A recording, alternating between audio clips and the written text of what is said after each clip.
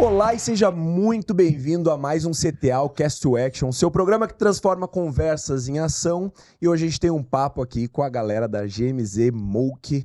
E, cara, vai ser um papo onde a gente tem uma responsabilidade grande. A agência até premiada pra caramba, tem metodologia, acho que tem muita coisa legal pra falar. Meu nome é Eduardo Rodrigues, eu sou diretor de operações do Mosquite. E eu sou Alberto Brandão, Product Manager no Mosquite.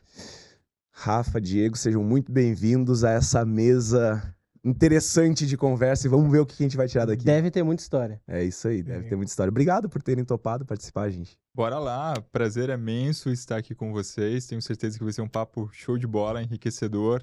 O bate-bola aqui antes da gravação já estava super legal. Então vem coisa legal aí, né, Di? É isso, a gente agradece, né, o convite para estar aqui e trazer um pouco de conteúdo do que a gente vive e do que a gente viveu, né? Sim. E do que vamos viver, Do né? que vamos viver, do que temos para viver. Tem muito Que isso? aprendizado aí. Cheio de mãe de Ná nessa mesa. Vamos pro futuro aqui, vai ser uma loucura. Até produto, ideia, tava saindo um monte de coisa ali no pré. No prédio, a gente tem que começar a gravar o pré, Beto. O pré é bom, hein? É, o pré é uma boa. Esquenta. Resenha agora, né? Sei lá, Resenha, adora uma verdade, coisa. verdade. É. Deixar ali gravando ali e depois solta no extra. Pra quem Isso, Tem- DVD. Pro inscrito especial, brincadeira. Make off. A gente solta no DVD. Você que é membro.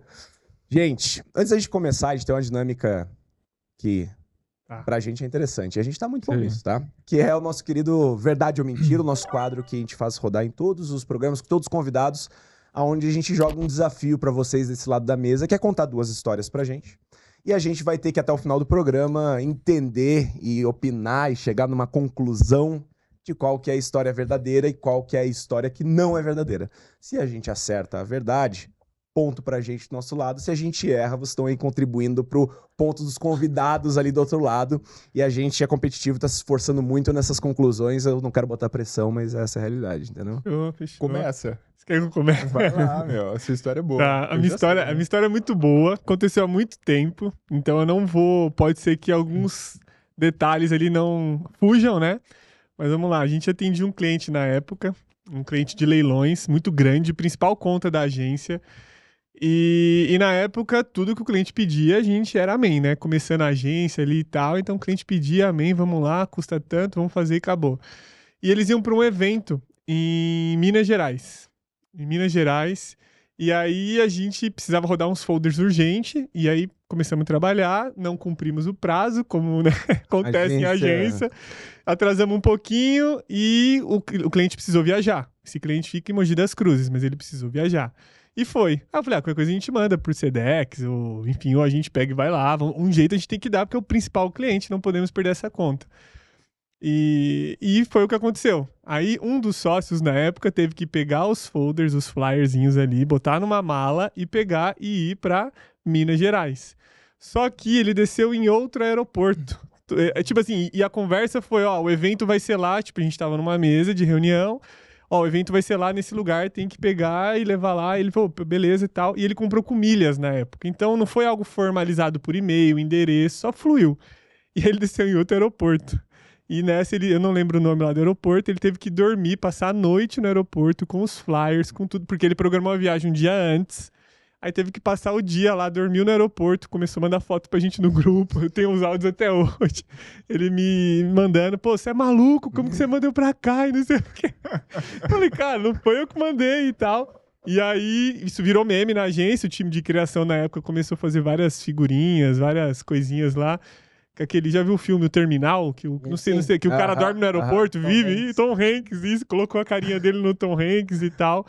E foi isso, esse foi, no final deu tudo certo, ele conseguiu pegar um novo voo, gastou um dinheiro da agência que não estava programado, mas foi pro local, entregou o flyer, passou o evento lá com o cliente e voltou. Mas o importante é o cliente Ter- conseguido O cliente resultado conseguido o dele. resultado, não perdemos a conta naquele momento, depois pra frente a conta foi É a embora, vida que anda, né? que é a vida de agência, e é isso. Cara, sabe o que é o fogo? Eu nem estudei a segunda, mas assim, eu consigo ver isso acontecendo todos os Uma dias. É facilidade. a coisa mais comum do mundo, esse tipo de coisa acontecer. Então, assim, é muito provável que seja verdade isso, mas a gente só sabe quando a gente escuta a segunda, né? Então. Não, e eles ficam concentrados. Eu tava olhando a carinha deles aqui, eles estavam na Não, história mesmo. Mas eles- cada piscada, cada gaguejada, cada coisinha que a gente tá. E eles acham que a gente não conversou também, que eu Puta, cheguei com o cara. discurso, né? A gente nem pensou, a gente nem é. sabe, mas ó, você já tá... Tava armado isso aí. Bom, vou contar uma história de agência também, que aconteceu muitos anos atrás, no começo da minha carreira. Eu trabalhava numa agência que era bem pequenininha, então, tipo, era uma sala de 50 metros quadrados com um banheiro. Ai, senhor. E aí, o que que aconteceu, assim? Teve um dia lá que também... Vai, você consegue. Já tô vendo que a gente vai pra escatologia e tô amando. Você consegue. Mas vai ficar feio. Vamos lá. Tava estragado aquele dia. Eu falei, puta, bicho, tô estragado, preciso ir pra casa e tal, tudo mais, mas tava resolvendo um monte de problema na empresa. Aí eu falei, vou no banheiro. Aí fui no banheiro, fiz o que tinha que fazer, resolvi meu problema, puxei a descarga e saí fora, né? E a agência era muito pequena, tipo, era 5 pessoas. E eu era atendimento. Então eu cuidava de toda a carteira dos clientes, telefone, naquela época não tinha WhatsApp, era telefone, ligava pra galera e tal, tudo mais. E o cara que era diretor de criação, ele era gordinho. Tipo, bem gordinho. E aí, falou assim, vou no banheiro. Eu falei, beleza, vai lá. E aí ele foi. Ficou 40 minutos. Nossa. 40 minutos no banheiro. Aí eu falei assim, porra, cara. Aconteceu. Nossa, vai ser difícil. Respira, toma uma aguinha. Aconteceu alguma coisa. Ele veio ver. Eu já sei o que aconteceu. Aí ele falou assim, cara, entupiu o banheiro. Ele foi dar descarga, deve ter voltado. Sabe aquele desespero? Quando você vai, ela volta. Achando que era culpado. E ele gordinho, né? Eu falei, aí eu muito sacana, eu falei assim, puta, que bosta, cara. Aí ele ficou desesperado. Aí ele foi, pegou uma folha de sulfite, colocou assim na folha, interditado. E colocou na porta do banheiro, assim. E ele tava muito nervoso. Na época a gente tinha um chefe que era muito mala, assim, o cara era chato pra caramba. Aí, a gente trabalhava, tipo, no mall. A agência era no mall.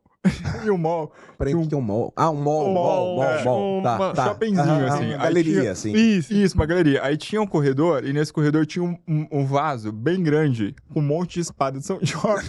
Não é possível. Aí eu virei pra ele e falei assim, cara, vai lá, pega umas espadas de São Jorge, arranca do vaso, vai no banheiro e resolve. Não é possível. E aí ele foi.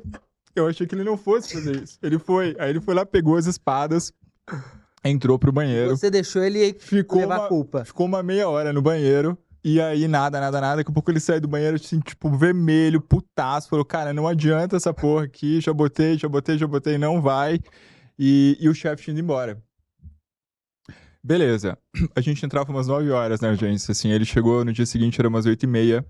E ele falou assim, cara, eu passei aqui no mercado e eu comprei soda cáustica. E eu vou jogar soda cáustica. Já tava muito mal, rapaz. Que isso, cara? Meu, velho. Caraca, bicho. Vou jogar soda cáustica no banheiro. Ele falou, não. Eu falei, beleza, vai lá, né? Resolve lá e tal, tudo mais. Daqui a pouco o chefe vai chegar e etc. E aí ele foi e jogou. Só que eu não sei se vocês sabem disso. Quando você joga soda cáustica no vaso, ao invés de dissolver, vira uma pedra. Então, o que já tava zoado, piorou, né?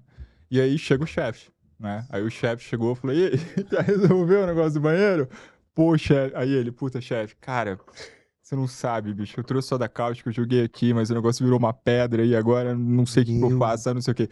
Conclusão, o chefe virou e falou assim, tá bom, vamos resolver isso aí. Aí a gente trabalhando do nada e tal, ele falou, ó, vai todo mundo embora. Não tem como usar a agência, não tem como trabalhar. Imagina que eu vou chamar a empresa para desentupir. Aí ele teve que contratar uma empresa. Gastou, sei lá, na época, uns 400 pau, tá ligado? A empresa foi lá, resolveu o problema. No dia seguinte, a gente voltou a trabalhar. E até hoje, esse camarada acha que foi ele que entupiu a privada. E essa é a história. Ai, cara, meu Deus. Você aí que acha que foi você que entupiu o vaso lá na agência? Não acho que é o momento de deixar claro. Como é que... Não vamos falar o nome dele, mas você sabe quem você é. Ninguém sabe dessa história, cara. Ninguém sabe. É uma história. Melhor você ir lá pedir indenização agora. Tô contando aqui pela primeira vez. Ai, anos de terapia por causa disso e o cara nem foi culpado. Nossa senhora, cara. Ô, na boa, a gente recebeu muitas verdades ou mentiras aqui. Eu só quero deixar isso claro, melhor. mas esse eu quebrei. Meu Deus. Mas e agora? Cara, Cara, a gente riu até chorar, né? Ai, Nossa, senhor. cara, eu não Muito sei. bom. A gente vai ter que descobrir isso aí. Porque, não tem jeito. Na minha cabeça, eu quero que essa seja a verdade. E aí, Não isso pode importa mais nada. Isso pode ser um problemaço, porque é uma ótima estratégia de soltar uma dessa pra enganar sobre a verdade real. Não sei nem pra onde começar, cara. Meu Deus, deixa eu me recompor. É pro final, né? Pro final. É o final, é o final. é o final. Agora é o nosso trabalho aí. Ah, agora descobrir do que ele tem alergia, né? Que... Que é lactose, glúten, alguma coisa acontece, porque não é possível. Muito bom, Rafa. Pelo amor de Deus, cara, obrigado por isso. Já começamos maravilhosamente bem. Eu falei que ia ser um dos podcasts mais divertidos que vocês iam fazer nessa Nossa temporada. senhora, cara. Vamos Já se divertir. começou Estamos cumprindo. entregando. Caraca, entregou muito, cara. Prometeu e entregou tudo. Ai, vamos começar? Vamos começar o primeiro quadro? Vamos começar o primeiro quadro? A gente tem um quadro que é o bate-bola, onde eu vou trazer algumas perguntas. Vocês podem dar uma resposta mais direta, se Legal. quiserem elaborar, mas é um pouco para conhecer um pouco mais de como vocês pensam, de como vocês enxergam o mercado, pra gente ir aquecendo aí um pouco a ideia de mostrar o que vocês pensam e como é que vocês são, né? Então eu vou começar pro Rafael já, da boa, aquela que dá pra fazer um corte, já dá pra virar corte. Qual a maior mentira que já te contaram sobre montar uma agência, criar uma agência? Cara, isso é engraçado, né? Quando eu fui fazer publicidade, eu ia nos churrascos, assim, da família e tal, e a galera falava assim, meus tios falavam, pô, o que você tá estudando? Ah, tô estudando publicidade. O que faz um publicitário?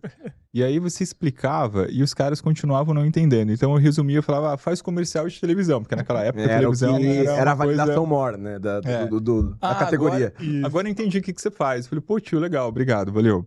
E dentro dessa linha, meio que a galera acha que publicidade é criação. É sentar ali, ter a eureka, puta, tive a ideia maravilhosa, dei um de Washington Oliveto ali de Zé Guanais e tal. E que é fácil o nosso trampo, sabe assim? Tipo, o cliente chega... Basta uma boa ideia, né? O cliente chega com um problema, você tem aquela sacada maravilhosa, porque publicitário é o cara, e resolve o problema. E não tem nada disso, né, cara? É muito mais transpiração, é muito mais estudo, é muito mais ralação. É uma profissão que você não pode parar de estudar nunca, porque a gente está numa área de tecnologia, basicamente, então... parou de estudar, o mercado te engole. Diferente de outras profissões que você estuda ali, faz 4 anos, ou faz uma residência, como a medicina e tal, e você fala, pô, legal, né? Vou estudar só daqui a 10 anos de novo. Não é o caso. E eu acho que é muito isso, assim, tipo, a galera achar que é simples, que é fácil. É só e criação e ter ideia. A maior mentira no resumo é essa, né? Que você só precisa ser criativo. Aí eu vou usar pra enriquecer o nosso corte aqui. Você acha que uma boa campanha resolve um produto ruim? Eu acho que uma boa campanha resolve um produto ruim nos primeiros 30 dias. Depois disso, o que eu sempre falo é assim, marketing não vende mentira, né? Então, assim, se o seu produto é bom, ou se a sua premissa de entrega de valor é boa e muda, de fato, soluciona o problema do seu consumidor, uma campanha mais ou menos te leva para o próximo nível. Uma campanha muito boa te explode para o próximo nível. Agora, se o produto é ruim ou se a sua cultura empresarial realmente é fraca, cara, você pode ter 10 Washington Olivetos. Não vai. Não mantém, né? Não mantém. Você vai para o próximo nível, mas não se mantém lá. É porque no final das contas é isso, né? Porque a gente até vê muita empresa com produtos que acabam chegando em lugares, etc. Mas daí, às vezes, é mais pela insistência e pela N outras situações. Mas eu tenho uma pra ti, Diego, que é genuíno, assim. Porque é 15 anos trabalhando com isso, mais ou menos. Né? E aí, cara, passou por muita coisa. E é um mercado, marketing... O mercado que a gente tá inserido, ele tem os seus momentos, suas hypes, suas modas e etc. Qual foi o pior? Qual foi o pior hype? A pior moda? Coisa que tu mais viu e falou assim, cara, isso é ruim demais. A gente tá só de... não, a gente tá... Tem corte agora. Tem várias, como vários canais, vários meios tínhamos também, né? Várias redes sociais que surgiram, prometeram muito, entregaram pouco. mas acredito que o maior hype dentro do nosso mercado foi a compra de seguidores, que só não agregou nem um pouquinho, sabe? Eu lembro na época de ouvir de cliente que eu quero comprar seguidores, e começou a gerar a famosa métrica de vaidade apenas, mas isso destruiu credibilidade, destruiu leitura de relatório, mensuração, porque você ia ler relatórios na época com um monte de indiano, chinês, coreano por trás daqueles números. Código, qualquer coisa. Nome, código, engajamento baixo e taxa... Tudo errado, tudo muito ruim. Então a gente escutou muito em mesas de pequenos, médios e grandes negócios, preciso comprar seguidores. Tinha até uma plataforma que fazia isso, se eu não me engano. Não, e se bobear ainda deve existir, mas qual que era, na tua visão, qual que era a motivação que as pessoas, ou as empresas faziam isso? Era alguma promessa de, por exemplo, eu não preciso começar do zero e o algoritmo vai me beneficiar? Ou era simplesmente para ter um número mais bonito na hora que abrir? Qual que era a motivação? Isso que eu fico me questionando. Porque tu sabe que não vai comprar. Aquela galera não existe, né? Tu sabe disso. Eu acho que é muito de querer mostrar o que não é mesmo, a métrica da vaidade pura. Não tem nada de negócio de ali montar dentro. uma banca de que é famoso, popular sucesso, e né? tal. E agora, muito para as pessoas entenderem, porque eu tenho certeza que neste momento deve ter alguém sentado com uma empresa olhando e falando assim, pô, eu queria dar uma popularizada no meu Instagram, mas tá difícil crescer. Será que eu posso comprar seguidor? O que dá errado quando a pessoa compra seguidor? Qual é o processo dessa consequência, assim? Acredito que é a leitura dos dados. Você não tem noção se de fato está crescendo ou não. O que tá dando certo e o que não tá dando certo. Porque você começa a ter números falsos, mentirosos. A leitura de relatório não diz nada. Né? Não precisa nem ter um relatório, né? Num ponto desse. É só olhar o número que cresceu ali. E eu até lembro, até compra de base de leads, assim, compra de base fria. Isso era muito comum. Isso era muito comum, a mesma coisa. Porque eu quero fazer cold call, quero ficar ligando sem conhecer, comprando lista fria, entendeu? Até hoje existe isso. Até hoje existe, mas a compra de seguidores parou de pedir, de aparecer, né? Mas lista fria a gente escuta ainda, pequenos, médios e grandes negócios falando sobre. Eu chamo isso de autossabotagem, né? É quando o empresário, ele acredita numa mentira que para ele vira uma verdade e ele começa a criar uma estratégia que é completamente oca. E com base numa premissa completamente danosa pro negócio. Mas existe até um universo onde, na intenção de tu ganhar mais credibilidade comprando, sei lá, 10 mil seguidores, sei lá, e aí isso é notado pelo cliente, ou por quem olha e fala, cara, toda a credibilidade que tu tentou construir dessa forma, tu piora ela 5 vezes. Porque você vai, tá lá, o cara tem 100 mil seguidores, aí cada postagem tem 5 likes e nenhum comentário, às vezes. Aí ele começa, vou tampar a visualização, vou bloquear a visualização e bloquear comentário. Aí você já começa, como é que alguém tem uma base desse tamanho e tá bloqueando comentário, fechando comentário? Tá estranho. Aí você começa a ter essa percepção esse cara tá tentando me enganar. Isso aqui não é o certo. Mas o que eu ia comentar até da compra de leads e tudo, é que o mercado evoluiu muito do ponto de vista de marketing mesmo, de conhecimento de marketing. Inclusive, quem não trabalha com marketing hoje tem um conhecimento muito mais amplo disso. E se sabe que você tem que ter uma persona, você tem que ter o super bem definido, você tem que falar diretamente, assim. Me parece um esforço muito grande você pegar uma lista fria de lead pra ficar ligando pra tentar pescar alguém. Não é um... cara, eu não sei. Vou fazer o outro chapéu aqui pra gente abrir uma mesa boa aqui. Mas eu não sei. É que depende do que a gente tá chamando de uma lista fria, né? Óbvio. Sim. Mas, assim, tem modelos de negócios que, se a lista tem um mínimo de... é os segmentos específicos e é com... eu já sei quem é o meu decisor e eu tô com essa lista que é com base nesse decisor, sei lá, um gerente de alguma coisa, um diretor de alguma coisa. Eu não acho que tu extrai zero resultado dali. É só porque a gente fez um paralelo disso com a compra de seguidor e ali é resultado zero, na verdade é resultado negativo. Zero. Eu ainda consigo enxergar, tu conseguir fazer um processo onde tu gere uma reunião, gere uma venda de uma estrutura como essa. Eu tenho um problema sério quando tu depende um modelo de negócio inteiro somente disso. Isso pra mim é fatal. Não, eu entendo o que você tá dizendo, assim. O que eu considerei é muito o esforço que você teria e o custo que você teria fazendo uma campanha, às vezes nem tão cara, mas bem direcionada para gerar leads novos, mais aquecidos, tal. Você tá gastando esse tempo, esse pessoal com numa pescaria ali que, óbvio, né, vai ser segmentado e tal, mas ainda é uma pescaria. Você ainda tá tentando extrair uma... Eu chamo de movimento burro, né? Acho que não é um movimento inteligente, é um gasto de energia, de tempo que não... e de dinheiro também. Porque teve um custo aquela lista. O profissional que vai trabalhar em cima daquilo, as ferramentas que você vai usar em cima daquela base, tem custo. Então, movimento burro. Acho que não é um movimento inteligente, sabe? Tem o seu... Você consegue ter pegar um peixinho, claro, pode ser que pegue, você tira alguma coisa, mas tem outros movimentos que são mais assertivos, porque não deixa de ser uma aposta, né? No final Mas aí que tá, né? A gente fica numa posição como, né, pensando no empresário, no diretor, no gerente, etc. Quase tudo é meio que ele sente que é uma aposta. E eu acho que é justamente esse é o problema, porque ele não deveria. Não é que as coisas não tenham risco. Tudo tem risco. Tudo. Mas não é pra ser aposta. É que se tu tá apostando, é que tu não tá disposto não, mas tu não chegou a querer olhar atrás da máquina pra ver como ela funciona. Tu só tá aceitando que tu tá botando dinheiro ali e se der certo vai cair o que tu precisa. Não precisa ser uma aposta. Você falou muito bem. Na visão do cliente, de quem tá do outro lado da mesa, tudo é uma aposta. Se eu vou pagar X mil pra você, agência, vamos rodar bonitinho, desenhar estratégia, tudo que você falou, é uma aposta. Comprar a base também é uma aposta e na cabeça dele é mais rápido, porque é só eu comprar e botar pra ligar, já tá ali. Na outra visão é uma aposta, mas na cabeça dele demora mais. E de fato tem um processo um pouco maior mesmo. Mas construir uma boa base demora também, né? Não é do dia pra noite que você vai fazer isso.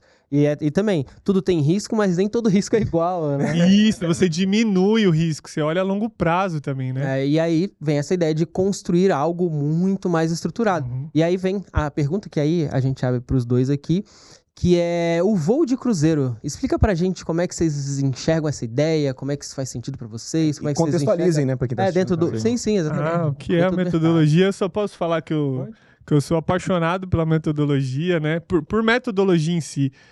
E quando a gente fez a fusão, acho que vamos falar um pouquinho disso mais pra frente, o Rafa trouxe essa metodologia já, um embriãozinho ali, né? Já tinha uma forma. E, cara, a metodologia é a forma mais fácil de uma agência conseguir apresentar o seu negócio. Como eu chego no resultado, como eu entrego, como as coisas acontecem aqui dentro. É um método, né? É o meu jeito de fazer.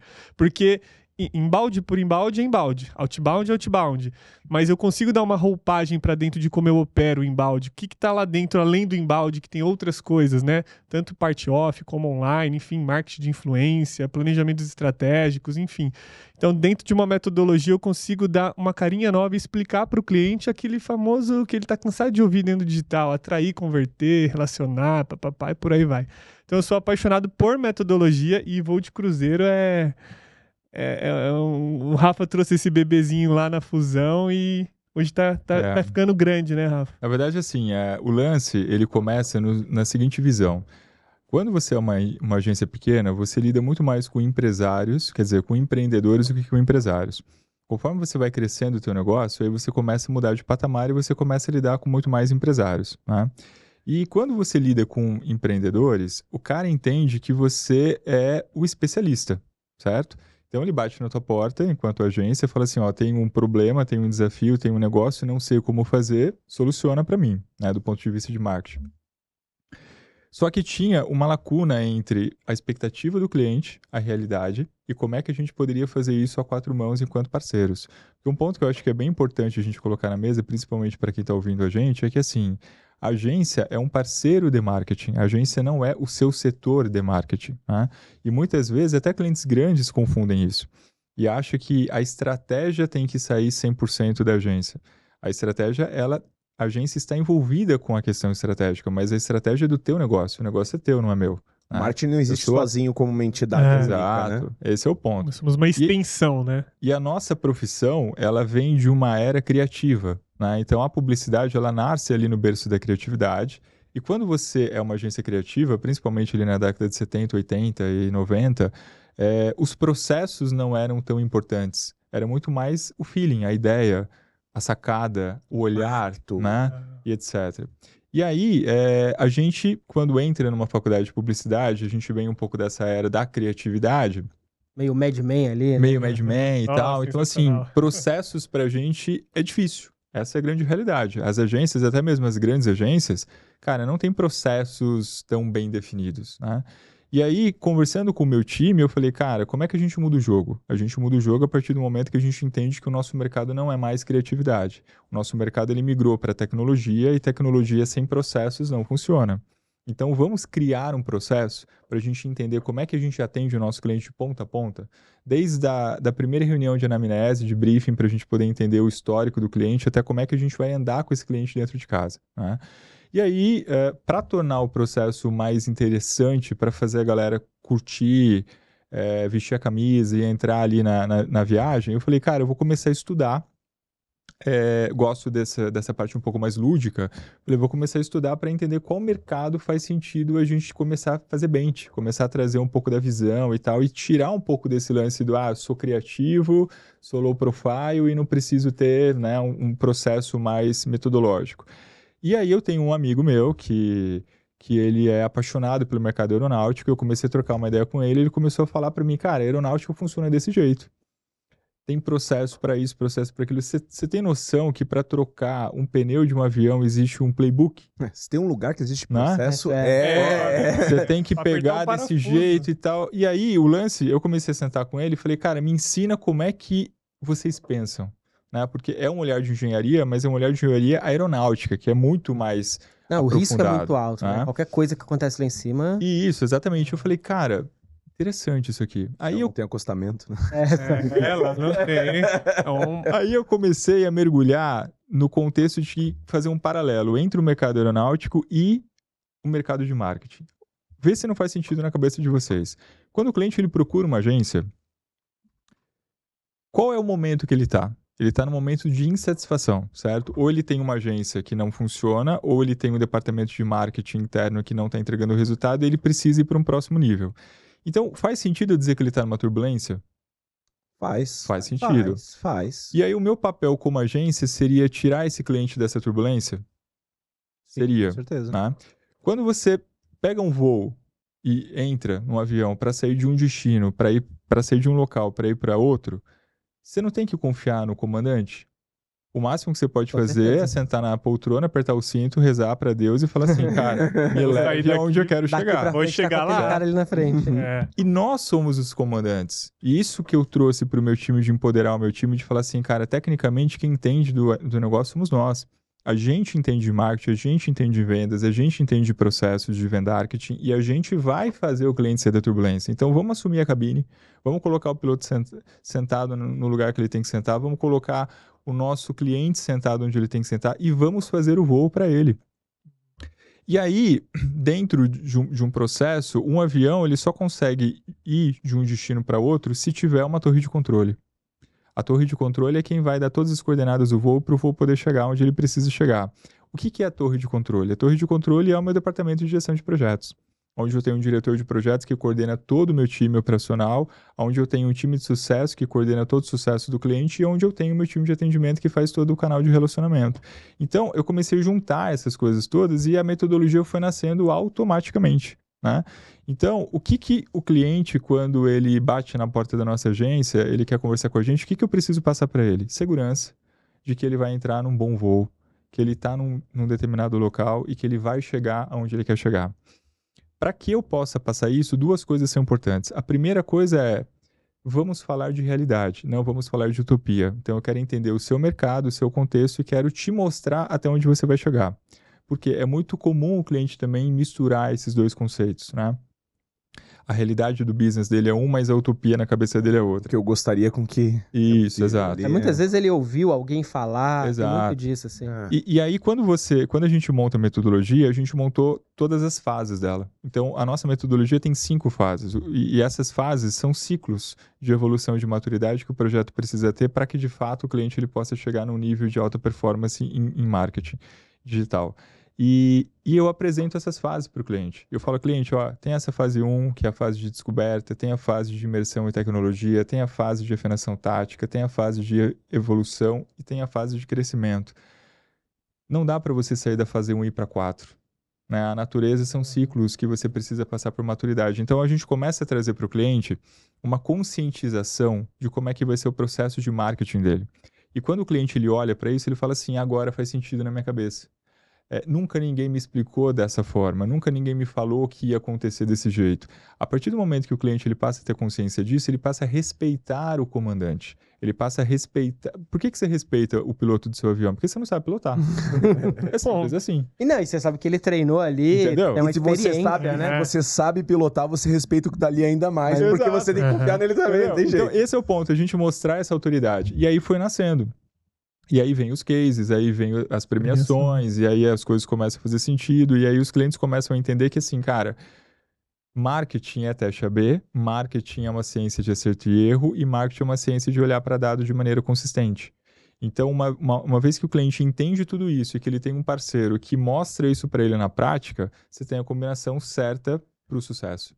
E aí nasce a metodologia. E o legal, só muito para concluir, que a metodologia ela é viva, então ela sim. vai se moldando ao tempo, né? Não é algo escrito. A tecnologia, as ferramentas, informações, momento de mercado, informação, como que a gente tá no Agora, mundo de hoje. uma dúvida.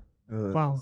somos duas. Por favor, vocês entregam pro cliente, quando eles fecham com você, um livretinho igualzinho aquele que fica no bolsão da Então, frente? aí deixa eu... Isso aí Isso vale daí- muito. Nossa, se vocês falarem que sim, eu quero até uma cópia, porque isso ia ser sensacional. Então, ainda não, mas isso já foi pensado lá atrás, inclusive, né, Rafa? Não só isso daí, porque tudo, até os termos, a gente usa tudo da aviação.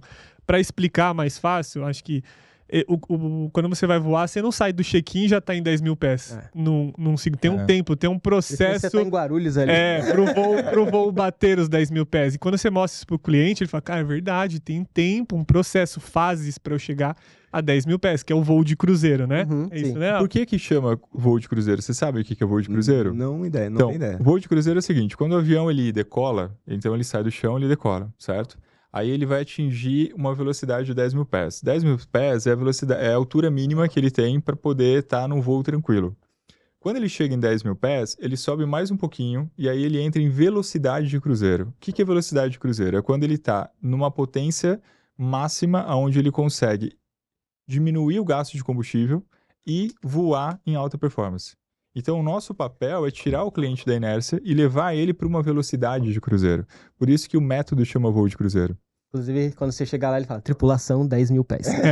Mas é tipo isso, que eu até concluí do termo, é tipo isso. A gente tem um check-in, tem um check-out, tem o desembarque, embarque, tem muitos termos da aviação que a gente usa. E levar pro físico ou pro digital, né? Um panfletinho de turbulência chegando. Lá não é red flag, yellow flag, são turbulências. Então, abraça o time, a cultura do negócio todo. Eu tô pirando nisso, que eu já tô imaginando assim, pô, chegou a agência ali, você montou o modelo e tal, aí eles começaram, aí estabilizou ali, agora tá rodando tudo, aí chega lá pra eles, assim, um brinde, algum presente, assim, tipo 10 mil pés.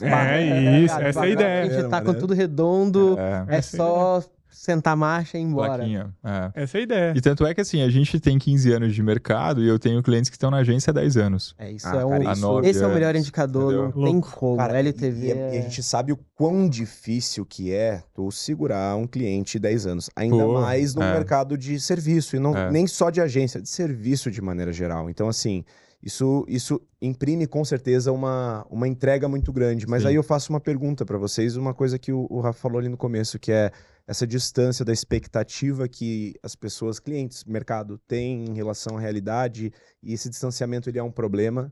E, salvo engano, tu até falou que foi uma das coisas que até motivou a construir a metodologia. Por que vocês acham que existe, para começar, essa diferença de expectativa tão grande assim? Por que o cara acha que hoje, sei lá, ele vai botar R$1.000 e vai ficar milionário, como se isso fosse possível? Vou botar R$1.000 aqui em ads e, nossa, vai ser maravilhoso. Ou eu vou fazer pouca coisa e vou estourar. Eu só não consegui porque eu tava sozinho, mas com a agência eu vou fazer isso, sendo que não é uma coisa nem difícil de defender na lógica. Como é que chegou nesse ponto? Dessa expectativa exacerbada, assim? Cara, eu tenho uma resposta que talvez alguns publicitários não concordem com isso, mas assim, para mim o erro é das próprias agências. Eu acho que a maioria das agências, elas não vendem um racional estratégico, elas vendem serviços. Então o cliente ele bate na tua porta e fala assim, cara, eu quero social media, eu quero mídia paga, eu quero inbound, eu quero sei lá o quê. O cara fala, eu faço. Porque, no final das contas, ele está preocupado com o contrato que ele vai ter, se o cliente vai durar 3 meses, ou 6 meses, 1 ano, pouco importa. Importa que ele tem uma receita para o próximo mês garantida. Infelizmente, essa é a grande realidade, tem ainda muitas agências que trabalham nesse formato. Então, o cliente, ele, por exemplo, a gente está aqui numa pizza, batendo um papo, somos empresários. Aí você vira para mim e fala assim, Rafa, bati minha meta esse mês, vendi pra caramba agora em setembro, arrepiei, contratei uma agência super boa e tal, tudo mais, e tô fazendo um trabalho legal. Aí, eu vou lá e pego o contato dessa mesma agência e vou lá falar com o cara. Só que eu invisto R$1.000, você investe R$100.000. Só que você não me falou isso. Você só me falou que você está batendo meta, entende? E aí eu acho que a agência que está fazendo a mágica. E na verdade não é a agência que está fazendo a mágica. A agência está entregando bem e fazendo um bom papel. Só que a mágica está no contexto. Eu estou investindo certo, a minha expectativa está alinhada, o meu resultado está correto, os meus processos internos estão funcionando, o meu time é bom, o meu produto funciona e assim vai. E aí que dá o desalinhamento. Então muitos clientes batem na porta das agências com expectativas muito fora da realidade, porque o cara é empreendedor e o cara não é empresário. O cara é sonhador, o cara não olha para número, o cara tá olhando para um futuro que ele quer ter, mas que não necessariamente ele ainda tá tem queimando condições. ali dinheiro, né? Ele Exato. fala, eu preciso investir, o resultado vai vir. E a agência não tá preocupada em mostrar pro cara a realidade. A agência é preocupada em me dar o contrato. Tipo assim, não, vamos fazer, cara. Se deu certo, deu. Se não deu, paciência, testa de novo, vamos lá e assim vai. No nosso caso, o que a gente faz? A gente senta com o cliente para entender histórico, a gente senta com o cliente para entender o momento e a gente se senta com o cliente para entender o futuro. Então, qual que é o teu momento hoje? Teu momento é bom ou é ruim? Você está estruturado ou você não está estruturado? Você está pronto para crescer ou não está pronto para crescer? O que você quer que eu faça por você? Você quer que eu entre na tua operação para arrumar a tua casa ou você quer que eu entre na tua operação para escalar a tua operação? E aí a gente vai trocando essa ideia. Só que quando você conversa com o cliente de maneira franca, o cliente vê verdade. E quando ele vê verdade, ele vê confiança. E aí, quando ele vê confiança, ele acredita no projeto. E ele faz junto com você. Porque eu sempre falo isso para os clientes. O sucesso do teu negócio não depende de mim, depende de você. Eu estou aqui para potencializar. Mas eu não estou aqui para fazer por você o que você tem que fazer. E é aí que a gente começa a mudar o jogo. Então, esse mindset, que eu acho que é muito importante acontecer na mesa com o empresário, entre a agência e entre o empresário. Porque a maioria dos empresários conhece muito pouco sobre marketing. Ou conhece o marketing muito tradicional, vamos colocar assim. Não tem a visão do marketing real, que é a tecnologia, que é a implementação, que é a integração e etc. E aí, quando você não conversa com esse cara e não traz esse cara para o game, o cara compra utopia. Né? E a realidade é, muitas agências não estão preocupadas em entregar o que o cliente precisa, estão preocupadas em entregar o que o cliente quer. E que o cliente quer não é o que ele precisa. Essa é a grande realidade. Muitas vezes não é, né? Vou dar um case recente para vocês que aconteceu com a gente mês passado. A gente tinha um cliente de e-commerce, que hoje ele não está mais com a gente a partir de hoje. E ele tinha uma verba limitada por mês, né? Então aquela verba ela não podia crescer, porque o cliente estava em RJ e tal, tinha uma série de problemas, etc e tal, beleza. E aí, eu entrei numa reunião com ele para falar sobre marketing de influência. Que ele queria fazer. A gente tem uma empresa no grupo que é a agência Tríplice, que é de marketing de influência. E aí trouxe a CEO da Tríplice, a Amanda, para poder apresentar para o cliente. E aí, antes da reunião começar, ele vira para mim e fala assim, a gente tem que conversar, porque a campanha de mídia desse mês tá ruim. Eu falei, e o mês já tinha praticamente fechado, né? Aí eu falei assim, cliente, pelo contrário, a campanha tá excelente. A gente vendeu mais do que você vendeu ano passado. E o ano passado eu não estava fazendo a gestão. Aí ele falou assim, claro que não, você é um pouco ignorante, o cliente, você é burro, como assim? Vendeu mais? Você quer saber mais que eu sou dono da empresa? Ele me abriu uma planilha, e aí na planilha estava lá o faturamento do ano passado X, sei lá, 150 mil. O faturamento desse ano, 130 mil. Aí, o ano passado ele vendeu mais do que esse ano. Só que eu falei para ele o seguinte, falei, tá, mas você teve mais tickets esse ano do que o ano passado. Então, o ano passado você fez 150 mil com 10 vendas. Esse mês você fez 130 mil com 15 vendas, 18 vendas, 20 vendas. Então, o seu problema é pricing. O seu problema não é mídia. Porque você me deu menos dinheiro do que o ano passado. A inflação hoje não é a mesma do ano passado. O valor do dinheiro desse ano não é o mesmo do ano passado. E você fez mais vendas. Então, você vendeu mais do que o ano passado. Se você arrumar o teu preço, talvez ajusta.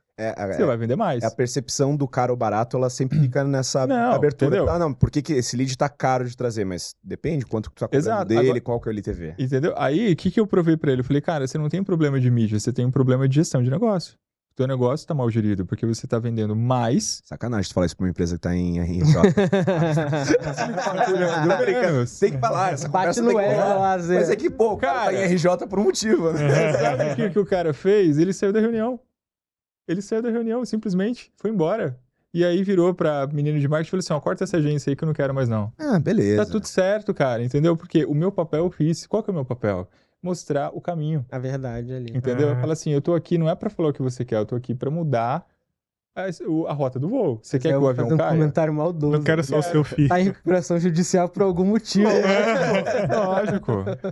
Não é à toa. Mas essa parada do ticket médio, realmente, ela salva muito, porque ninguém aqui tá pra negar que tá caro, sei lá, fazer mídia paga. Beleza, é uma grana mesmo. E tá cada vez mais concentrado a quantidade de pessoas tentando das mesmas estratégias, o que faz o preço. É oferta e demanda, não tem Exato. segredo. Super Então inflacionário. vai ficar caro mesmo. E aí sim, tá existindo esse movimento de muita empresa começar a olhar, não é menos, mas dar um pouco mais de atenção pro pós-venda e um pouco menos, de novo, também não necessariamente menos, mas não pilhar tanto com a entrada de clientes ou novos clientes, entende que tá difícil e começa a olhar mais pro pós-venda. Como isso impacta vocês? Isso é uma dúvida honesta, porque se vocês se posicionam, e não sei nem se é o caso, mas se posicionam muito nessa funil entrada da performance inicial, etc., e essas empresas olhando cada vez mais para a segunda parte, o quanto isso afeta vocês? Porque, particularmente, eu sei que marketing não está só nesse começo da jornada, Exato. no processo inteiro. Mas não sei se o mercado enxerga desse jeito, né? Cara, vamos lá. Vamos desenhar um storytelling aqui pra gente poder responder essa pergunta, porque ela é complexa. Ele é bom de storytelling. É, ele o Rafa, preocupa com Rafa, as duas histórias. O Rafa, ele é o nosso Silvio Santos, o nosso... Põe em caixa. Quais são os dois... Uma empresa só tem dois problemas, de acordo com a Abílio Diniz. Ele sempre falava isso. Quais são? Pessoas ou processos. Não tem como. Qualquer problema que você tiver numa empresa, ou vai cair em pessoas ou vai cair em processos, certo? Agora, qual que é o maior ativo de uma empresa? Na visão de vocês? De marketing, uma empresa de Não, marketing? de uma empresa. De uma empresa. Qualquer empresa. Pessoas. Pessoas. É. Então, o maior na minha opinião, o maior ativo de uma empresa é a cultura que ela tem. Certo? A cultura está atrelada a pessoas, mas a cultura é o maior ativo. Então, como que funciona o mindset das empresas no Brasil, principalmente? 99% das empresas. Você tem lá a empresa, e dentro dessa empresa você tem 2 ou 3 pessoas que dominam a parada toda. Tudo que acontece na empresa, essas pessoas sabem. Qualquer dúvida que você tem, você vai falar com esse camarada. Esse camarada, ele sabe tudo. E aí, qual que é o problema? A pirâmide, ela está em cima dessas pessoas. Então, os processos só existem porque essas pessoas estão lá. E os processos estão na cabeça dessas pessoas. E aí, quando a empresa contrata a tecnologia é gerenciada por essas pessoas ou funciona de acordo com a ordem que essas pessoas determinam, correto? Se eu cresço a minha empresa e eu contrato mais pessoas, essa empresa nunca vai escalar. Por quê? Porque eu tenho 3 pessoas que dominam tudo. E 3 pessoas nunca conseguem gerenciar uma empresa que vai crescendo de maneira exponencial. Pessoas não são escaláveis. Né? Pessoas não são escaláveis. Se essa pessoa sair de férias, se essa pessoa morre, ou se essa pessoa decide pedir demissão, o que acontece com a empresa? Trava. A empresa quebra. Então, quando o cara vai falar de negócio com a gente, quando a gente vai falar da nossa metodologia, a gente traz esse mindset para ele. Então, ele fala assim, provavelmente você está nesse quadrante, você está nesse cenário. Para onde você tem que ir? Como é que você tem que pensar? Uma empresa, para ter sucesso, ela tem que ter processos claros. Então, a gente, enquanto marketing, enquanto agência, a gente tem que sentar com o cliente aonde a gente domina processo de marketing e processo de vendas. Mas, de maneira geral, os seus processos têm que estar muito claro. Então, playbooka, coloca ali num documento, treina, capacita e faz o seu time entender. Se você tem processos claros, você está preparado para o próximo nível. Qual que é o próximo nível? Tecnologia. Porque a tecnologia é o espelho do seu processo. Se o seu processo é eficiente, a sua tecnologia funciona. Se o seu processo é ruim, a sua tecnologia não funciona. Então, o problema não é o teu software. O problema, meu amigo, são os seus processos. Esse é o principal ponto. E aí, se você tem uma tecnologia atrelada a bons processos, você treina pessoas. Então, se você muda pessoas, se você contrata, se você demite, se você troca, tá tudo bem. Você vai ter um tempo de rampagem, mas os seus processos e a sua tecnologia estão preparados para receber esse time que vai começar a escalar a tua empresa. E aí você cresce, porque aí você tem uma empresa sadia, saudável, que pode crescer de maneira exponencial. Então, o ponto vai passar um pouco por essa questão, sabe? Sim. Do cara entender que cultura ganha o jogo a partir do momento que ela se torna hábitos.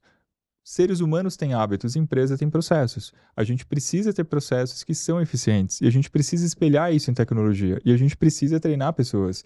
E não tem mais o cara que sabe tudo. Isso funcionava em 1970, 1980. Numa fábrica que tinha 1000 funcionários e que tinha um camarada que sabia tudo. Agora, não existe mais isso. O mundo é outro. E o empresário ou o empreendedor, ele tem que entender isso. E a hora que ele vira essa chavinha, e a hora que ele começa a olhar para o processo como o grande patrimônio que ele tem, porque, vamos lá, uma empresa, ela nasce de um sonho de um fundador, certo? Vou dar um grande exemplo aqui pra gente que eu acho que todos aqui na mesa utilizam. Steve Jobs fundou a Apple, que é o cara visionário. Beleza? Steve Jobs morreu faz, sei lá, 10 anos. A Apple tá aí, cara. Por que a Apple tá aí? Não é porque o Steve Jobs era o cara. É porque era uma empresa com uma cultura forte, com processos claros, com uma missão de vida. É isso que muda o jogo.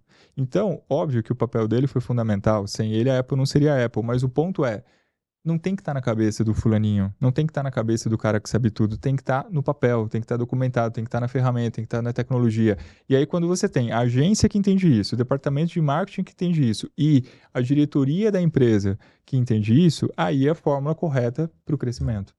É muito difícil você convencer uma direção, um corpo diretor de uma empresa a se organizar, porque como eu enxergo, e eu concordo muito com o que você está falando, você vai...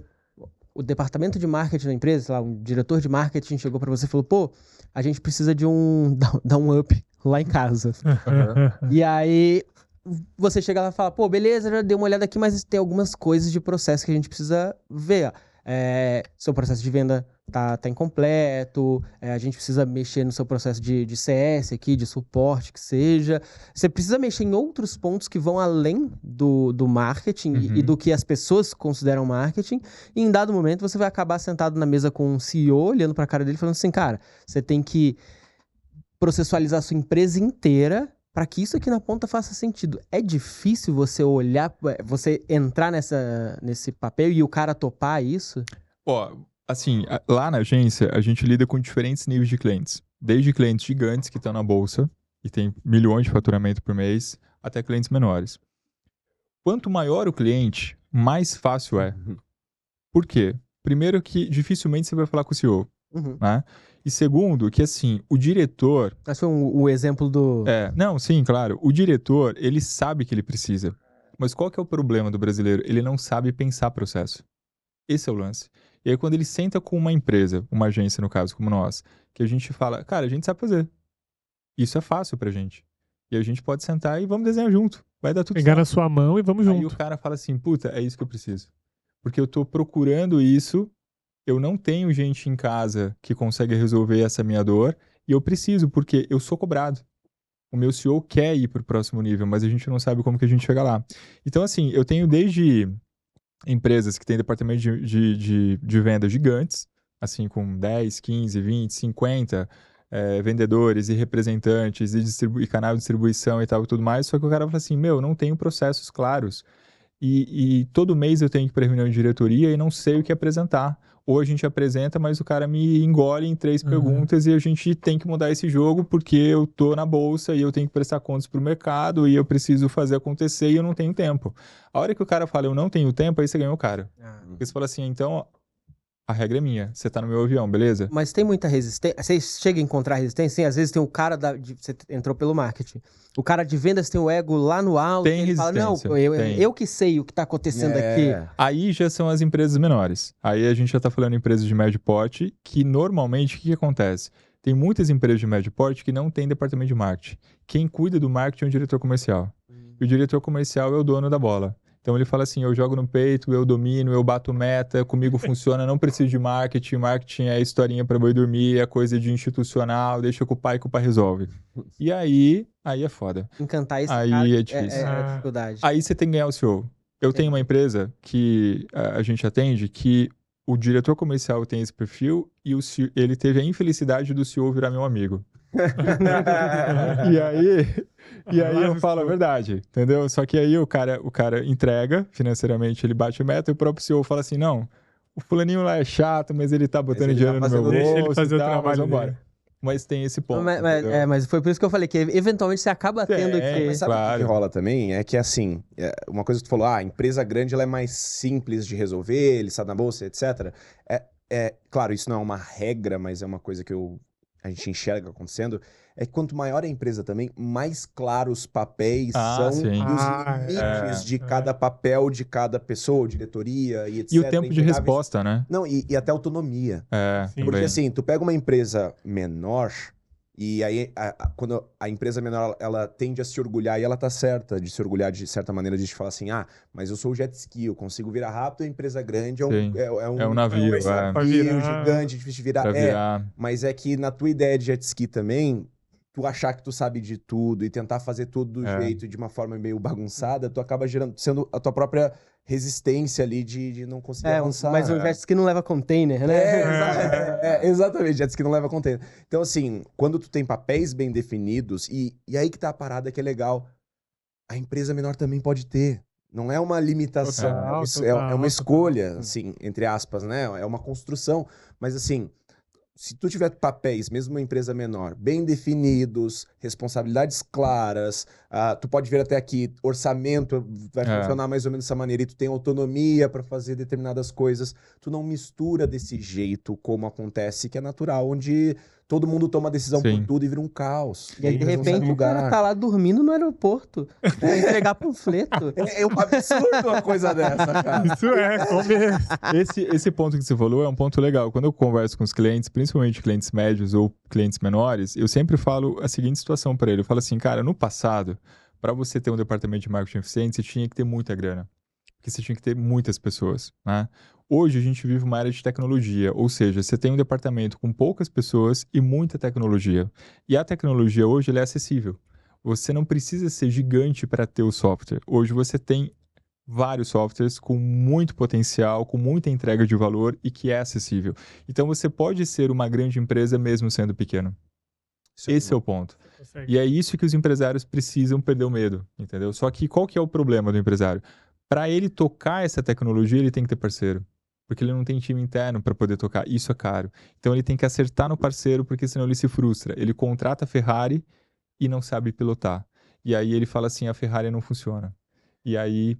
E quando tem mais que uma ferramenta também, ele vai precisar de um profissional para cada ferramenta. Muito difícil encontrar no mercado um profissional que toque várias ferramentas, que integre tudo. Tem essa visão a agência já é como um canivete. Então, o que tiver ali de software, de sistema, a gente tem profissional para operar, entendeu? E a gente nunca para, né? De estudar, de inovação. É a camada de conhecimento que está sempre sendo estimulada, porque vocês estão nessa parte da cadeia que é muito importante e vocês estão sempre nela, né? Seguinte, gente, agora a gente vai pro forjado no fogo. Forjado. Vou começar a fazer voz. Forjado no fogo. Bota a vinheta, fogo.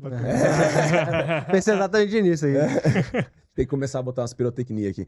Ai, não vai dar bom. Não, melhor não. Mas, cara, o nosso Forjado no Fogo é o seguinte, assim, e todo mundo tem esse momento, mais de um momento, claro, mas aquele momento onde a gente sentiu que foi testado. Puta, tinha que fazer uma entrega, era alguma coisa que eu precisava fazer, ou que dependia de mim, e aquilo é difícil, e eu tive que estudar, aprender, ou alguma experiência que me mudou através da pressão que ela exerceu. Foi uma coisa difícil, e eu saí daquilo vivo e transformado de alguma maneira. Trouxe um aprendizado. Trouxe um aprendizado no final, trouxe uma forma diferente de ver o mundo. Eu queria entender qual foi o momento de Forjado no Fogo de vocês, ou se vocês quiserem trazer os seus, assim, que são significantes na cabeça de vocês, que é significativo, aliás. Deixa eu pensar, são bastantes. Normalmente são vários. São vários. Porque no começo a gente é muita pressão todo momento. Isso 15 anos atrás, né? Mas acho que uma coisa que tirou e ainda vem me tirando, vou falar por mim, tá, Rafa? Me puxando a me tirar desse lugar, me botando uma pressão, foi a própria fusão. Eu acho que vivia um momento de vida ali X, que já tinha uma certa pressão, e quando veio a fusão, veio um novo negócio, um novo modelo de negócio, uma junção de duas empresas, olhando muitas outras coisas, como receita, despesa, funcionário, entre cultura, choque de cultura, cadeiras, e aí, agora, quem faz o quê? Quem manda? Quem é o dono da parada, sabe? Então, a fusão foi algo que eu falo que foi uma virada de chave e o crescimento pós isso, que aí vem premiação, nascimento de um grupo que hoje consolidado, também que vem crescendo, vem criando mais força esse grupo, né, com mais empresas chegando. Então, ali é algo que tem transformado e me mantido em movimento. Eu, Diego, né? Uhum. Tem me puxado a me colocar em movimento. Porque se fosse como antes, eu acho que estaria ali ainda, indo de aeroporto, levar panfleto. Cadeira, teria alguns prêmios, mas a mentalidade de negócio, de empresário, já tinha ali uma coisa ou outra, mas vem sendo construído e mais forte, cada vez mais forte pós-fusão.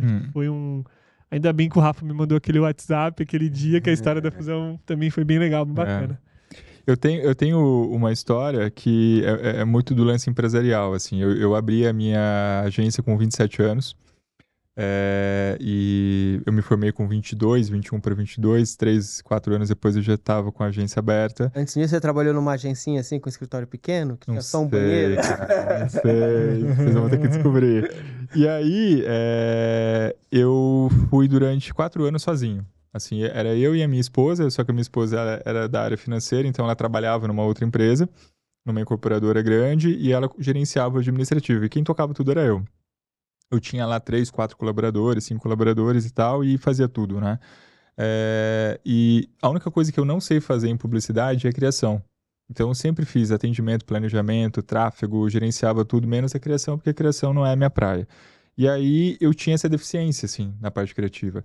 Tive bons funcionários, como eu não tinha essa qualidade, eu sempre busquei bons profissionais para poder trabalhar nessa área. Estou falando de um mercado de 15 anos atrás, então a criatividade naquela época era muito importante, era um mercado muito mais off do que on e tal. E aí eu falei, cara, eu preciso de um sócio, preciso de um cara para me ajudar e que seja um bom designer, um criativo, para somar força comigo e a gente ir para cima, porque eu sempre fui muito bom de venda, de conversar com as pessoas, de criar relacionamento e tal. E aí tinha um cara que eu tinha um conhecimento, que era amigo de um grupo de amigos nossos. E eu fiz uma proposta para ele. Eu falei assim, entra na sociedade comigo, eu te dou 20% da empresa. A empresa tá bem, tem caixa, tem cliente, tem colaborador, tá crescendo, só que eu preciso de um sócio para ir para cima, cara. E esse cara não tinha visão empresarial, né? Então, e naquela época eu também não tinha uma visão empresarial tão bem apurada como eu tenho hoje. Então, mas é uma coisa construída, né, isso? Exato. E aí, cara, foi muito foda, assim, tipo, foi 2 anos de uma sociedade que tinha tudo para voar e que não saía do lugar. E aí começou a ter muitos problemas de cultura, de visão, de, cara, não tá dando certo e tal, tudo mais. E aí foi pro litigioso, não teve o que fazer. E aí eu tive que comprar os 20% que eu tinha dado para ele.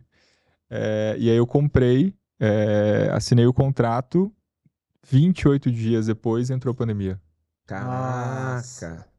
E aí eu tava com uma dívida de 1 ano, que eu pagava mensalmente, um contrato que eu tinha acabado de assinar, que não era um valor baixo para minha realidade, era um valor bem significativo. Eu falei assim, cara, e agora?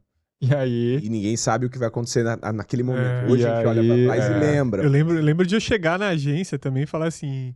Gente, 15 dias em casa, tá? E depois a gente volta esse 15 dias. Cara, doideira. E assim, eu era um cara que eu era 100% contra home office, cara. Tipo, não, home office não funciona, não é pra mim, não vai rolar e tal. E aí na pandemia eu tive que me reconstruir, né? Porque mudou tudo.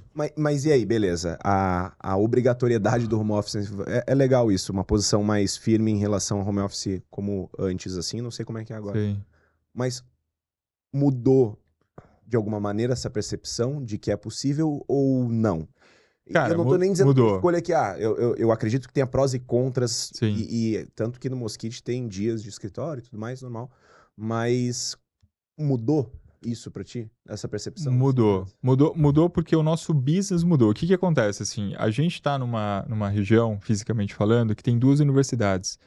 E que essas 2 universidades têm curso de comunicação. Porém, a mão de obra de comunicação ela é muito ruim. Então, o que acontecia com a gente? Todos os meus colaboradores, até antes da pandemia, eram locais. E aí, eu era limitado em termos de capacidade porque eu não tinha um time que tinha a mesma força e o mesmo punch que eu gostaria que tivesse. Quando veio a pandemia, o que a gente fez? A gente começou a contratar pessoas de outros estados, principalmente a galera do Sul, Paraná, Santa Catarina e tal, que queria trabalhar numa empresa de São Paulo, mas que nunca conseguiria trabalhar porque regionalmente falando é impossível. E essa galera já era uma galera muito mais plena e sênior. E aí começou a mudar o nosso modelo de negócio, porque eu comecei a entregar muito mais inteligência e comecei a ter um time muito mais maduro do que eu tinha. E aí o negócio começou a deslanchar. Tanto é que a gente entra na pandemia com 12 funcionários e a gente sai com 30. Caraca. E aí a empresa cresceu significativamente. Por quê? Eu falei, cara, funciona. Só que hoje, o que eu posso dizer para vocês? Eu não acredito no home office para júnior. Para mim, home office é para pleno e sênior. É a galera que sabe o que está fazendo, é a galera que tem comprometimento. Hoje a nossa faixa etária lá na agência vai de 30 a mais. Teve uma época que a gente tinha muita dificuldade em ter 30 a mais, então era de 30 a menos, tá? A galerinha de 20 e poucos anos, que é um time um pouco mais complexo de lidar, em termos de cultura. Eu ia dizer de controle, rotina, né? de uma condução mais próxima. Exato. Pegar na mão, né? Hoje a gente está no formato híbrido, né? A agência existe a sede, a gente tem ainda a nossa sede física, eu vou para lá todo dia, eu gosto de trabalhar na sede, mas 95% do meu time é fora da região. É Minas, é Rio, é São Paulo, é Paraná, é Santa Catarina. E nunca mais vai voltar, entende? A gente imagina ter uma nova sede, mudar um pouco o espaço e tal, fazer um espaço mais gostoso, mais instagramável, assim. Mas, cara, não volta mais. E a outra coisa que tu tava comentando ali, né, Diego, de fusão e etc., eu tenho visto muito, assim, recentemente, essa movimentação mesmo, de muita empresa vendo em fusão uma forma de solucionar uma dificuldade de crescimento, que daí tu junta dois bons ali para sair algum melhor, mas assim, por via de regra, o que a gente vê é o inverso, tu junta os dois ali e não dá certo. Isso e como é que é lidar com essa expectativa pré-fusão, antes de fazer, ver acontecendo e etc, e o que tem que fazer para mitigar esses riscos, assim, para onde olhar, né? Eu acho que o primeiro ponto, vou falar primeiro aqui, é a gente tem que se conectar de alguma forma. De alguma forma tem que haver a conexão. E o Rafa trouxe uma questão que ele sofreu com uma sociedade passada. Também tive o mesmo caso, uma sociedade antiga que gerou algo muito ruim lá atrás.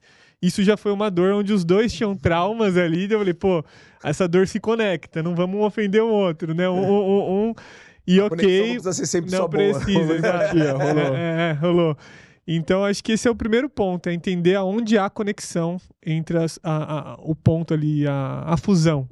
E acreditar, trabalhar o relacionamento constante, acreditar que momentos difíceis vão vir, coisas que a gente estava até falando no carro hoje, vindo para cá, que não estavam planejadas lá atrás, acontecem, coisas que não consegui falar para ele lá atrás, acabou surgindo agora, como ele, para mim, como... que é natural, não é esconder, né? Então, saberem compreender isso e ter clareza de que coisas tanto pessoais como CNPJ, CPF, CNPJ, acho que isso fortalece e mantém um relacionamento para passar pelas dificuldades aí, as tempestades, as turbulências, né? Que essa pergunta que você fez é uma pergunta capciosa, porque assim, existem dois tipos de fusão. A fusão onde dois se juntam para sobreviver e a fusão onde dois se juntam para crescer. Sim. Né? A maioria são dois que querem sobreviver. E o cara que quer sobreviver, ele não tá olhando para o negócio, ele tá olhando para a sobrevivência. Tipo, as contas não estão fechando, eu não sei o que eu faço, você também não tá legal aí, mas vamos juntar aqui e vamos embora. Duas dívidas para pagar a minha primeira, depois. E o nosso caso foi o inverso, né? O nosso caso é assim, cara, você tem uma operação legal, eu tenho uma operação legal, a gente se conhece, as empresas têm match, a gente é ambicioso, a gente quer ir pro próximo nível, vamos junto. Vai ser mais rápido eu ir com você do que eu ir sozinho. Faz sentido? Pô, faz sentido. Então vambora. Legal. E aí foi. Aceleramos. Acho que encurtou um tempo. Ganhou um tempo valioso. Ganhamos sim. Mal. Vamos para a pergunta da galera? Pergunta. A gente tem um quadro que são respondendo perguntas das pessoas. No caso, nossos clientes, a gente rodou uma pesquisa na nossa base de cliente, o Typeform e tudo. Eles não sabiam exatamente para quais agências a gente perguntaria, mas a gente selecionou ali algumas que seriam mais... que combinassem mais com o convidado. Então, vou trazer algumas aqui. Eu já vou pular lá pra de baixo, que eu gostei muito dela. Se a galera que foi selecionada se deu bem. Eu gosto disso. Gostei. Vamos ver com base nas respostas. Vamos ver qual você jogou. Agora você que vai responder. Agora jogou a expectativa lá em cima. A gente tava falando até agora de expectativa. Vamos trocar o nome do quadro pra consultoria grátis. Que é bem isso aí. Diego Silva. Também somos uma agência e o cliente não quer pagar por estratégia. Só por execução. Como convencer? Nossa.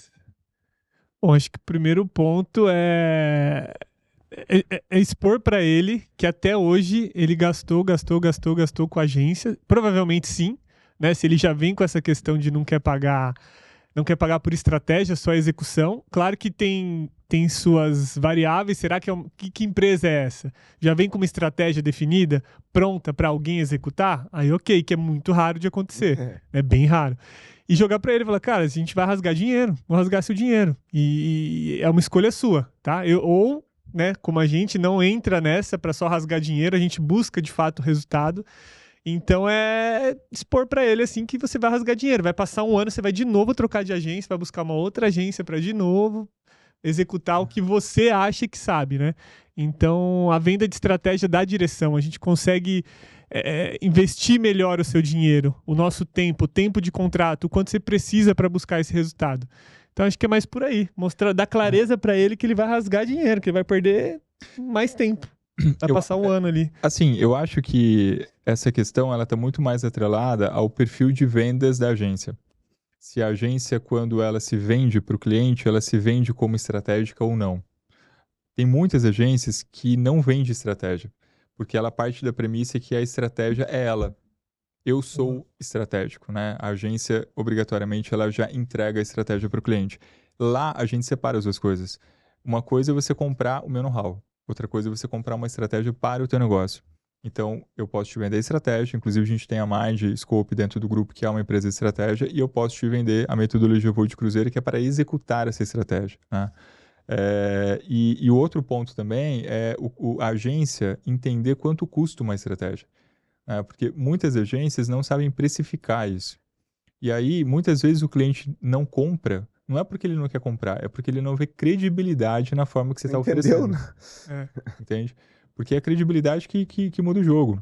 E ele não entende o que é estratégia. Acho que é bom explicar o que é uma estratégia para o cliente antes de tentar forçar a venda da estratégia. Então, o que é estratégia na sua visão, cliente? Cara, estratégia para mim é você pôr um anúncio para rodar. Não, isso não é estratégia. Estratégia é execução já. Isso é operacional, né? É a tático, camada do tático, operacional, tático e estratégico. Então, dá essa visão. Eu lembro, né, quando eu atuava no comercial ainda, tinha um triângulozinho que eu colocava estratégico, tático, operacional. Ali eu dava clareza para ele.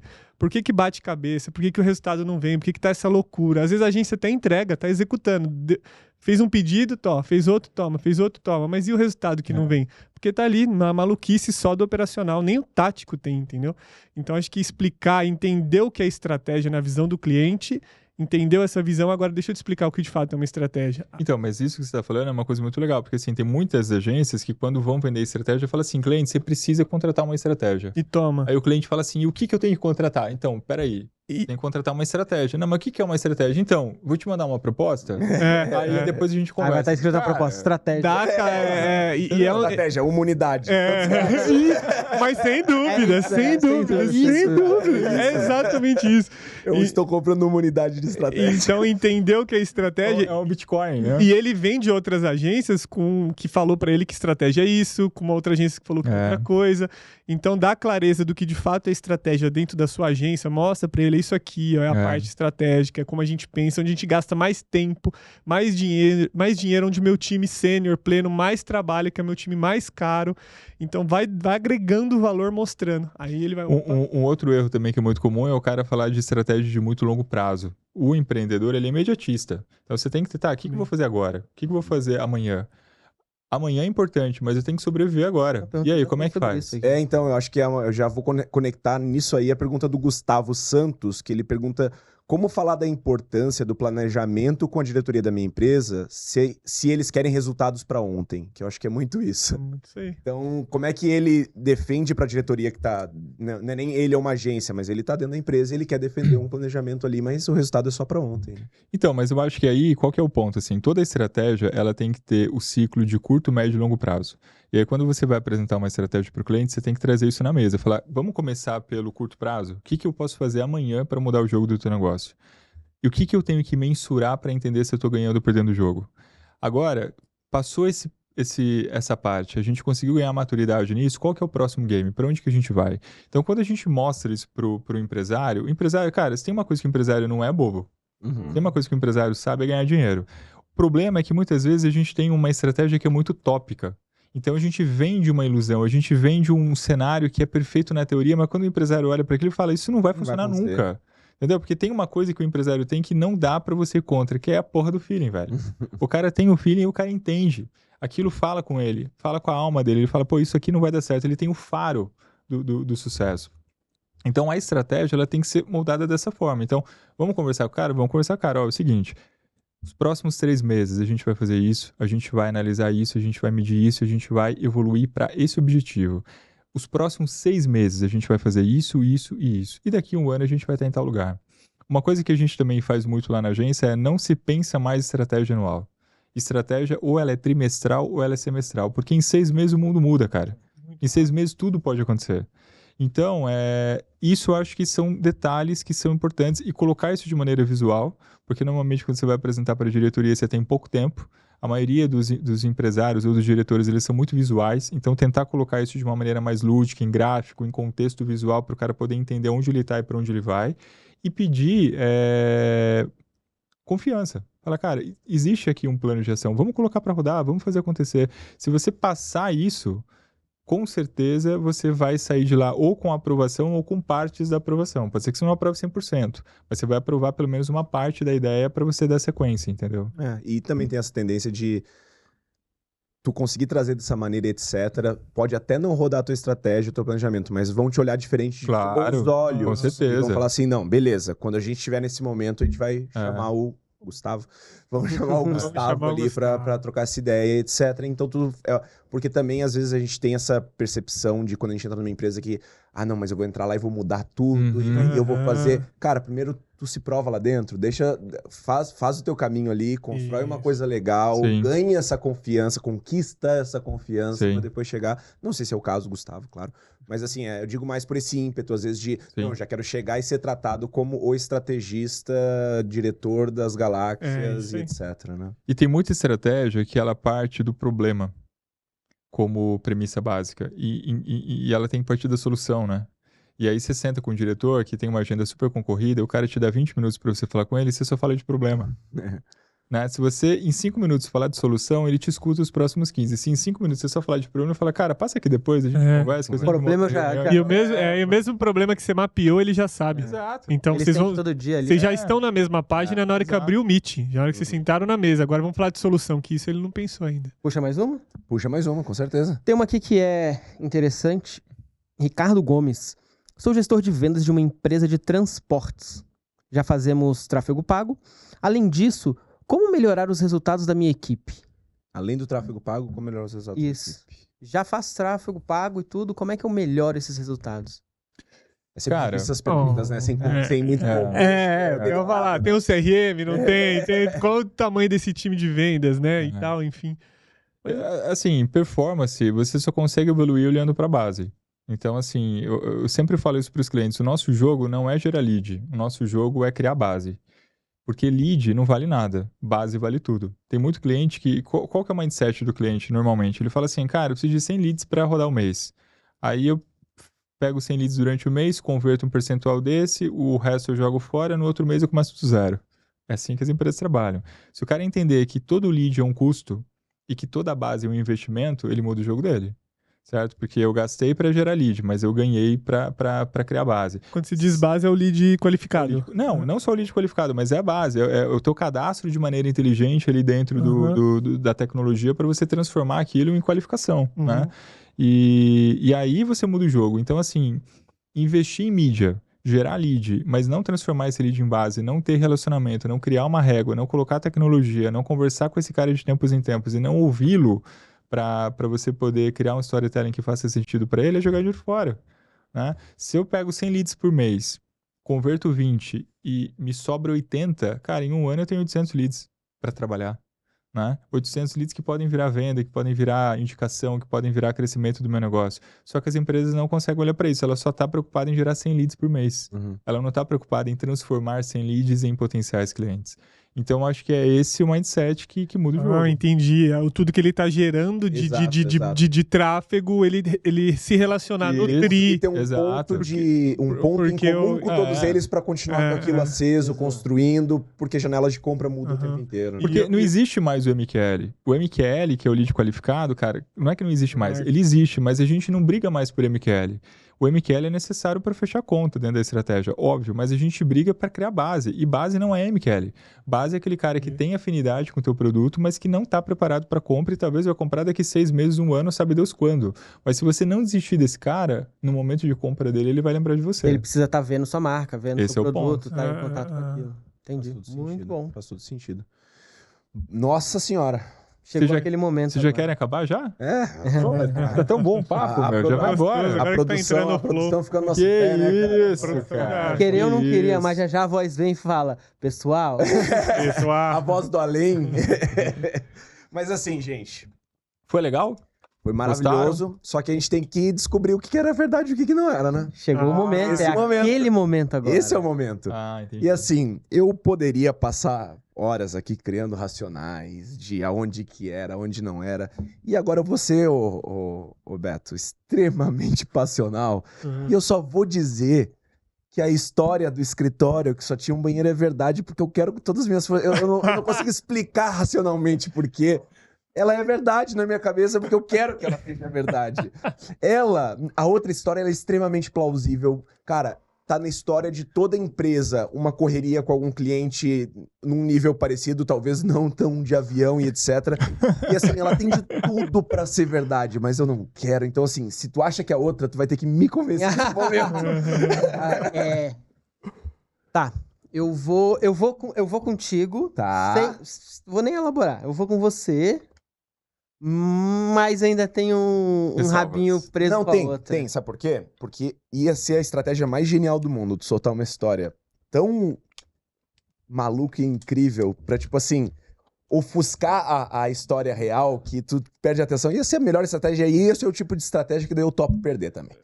E, cara, pô, se ganhar, mereceu. Foi feito com maestria daí, sabe? Não, o storytelling é muito bom. O storytelling fica genial. Mas você sabe por que me convence? Porque ele falou que não é bom de storytelling.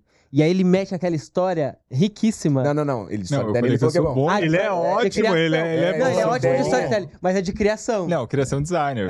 Ilustração. Mas assim, é justamente o inverso. Ele ser tão bom de storytelling é que me deixa com medo. Foi uma história excelente. Sim. Eu passei mal de rir. Ó, eu vou falar uma coisa pra você. Você vai ter alguns podcasts nessa temporada, mas esse é o que você mais vai rir. Cara, pode ter certeza disso. E com base nisso...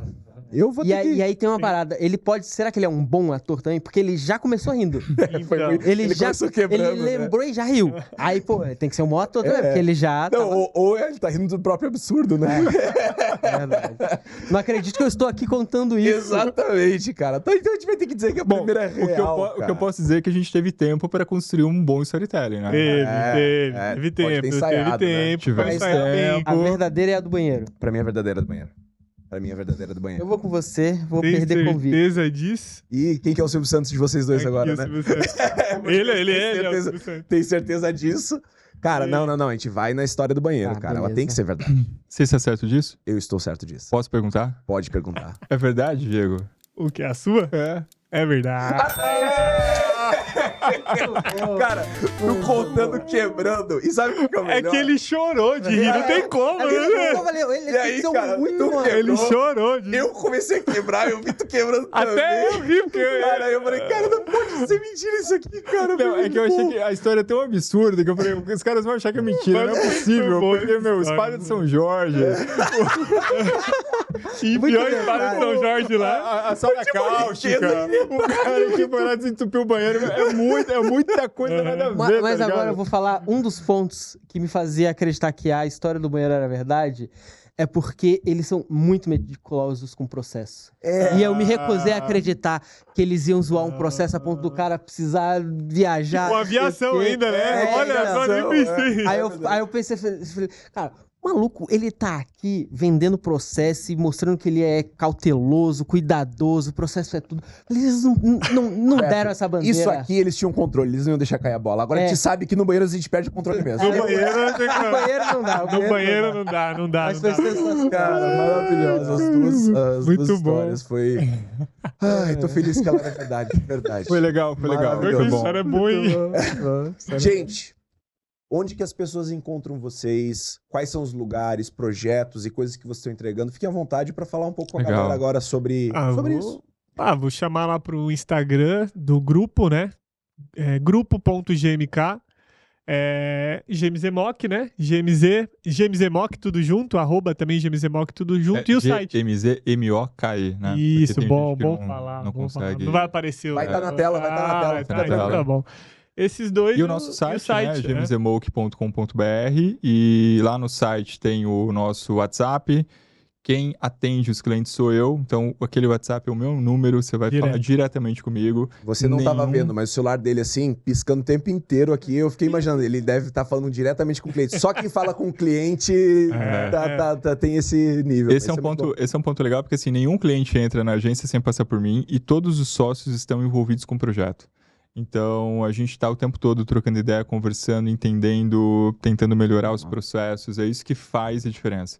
Porque a gente está numa profissão de relacionamento, a gente não está numa profissão só de resolver problemas. Né?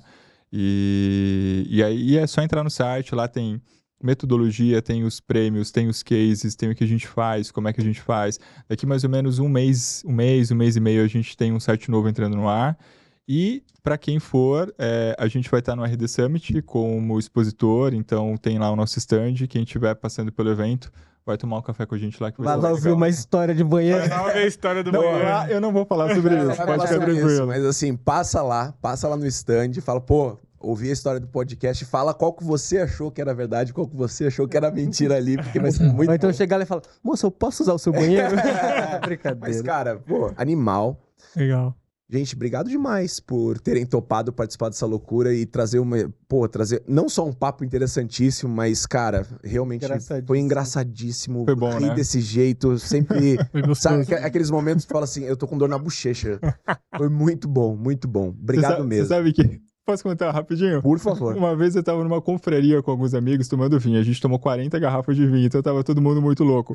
E aí, cara, eu quis contar essa história. E aí eu comecei a contar e todo mundo chapado, velho. E aí a gente começou a rir e eu não conseguia contar, porque eu ria muito. E eu lembrava... Quase ele não conseguia. Perdeu o ar, assim. E aí a galera começou a rir da minha risada. E aí eu não conseguia parar de rir por causa da risada da galera. E aí ninguém conseguia entender mais nada. Com uns 10 minutos, todo mundo rindo muito loucamente. Esse é o tipo de looping.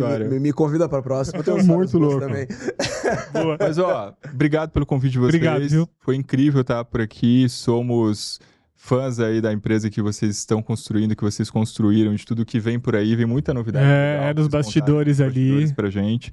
E nos vemos aí no mercado. Na próxima temporada, se quiser rir de novo, me chama, a gente tá junto, vamos pra cima. Uma versão pocket de 5 horas, né? Tem mais histórias, E, cara, obrigado também, Beto, por ter participado mais um episódio comigo nessa mesa que sempre sai coisas interessantíssimas.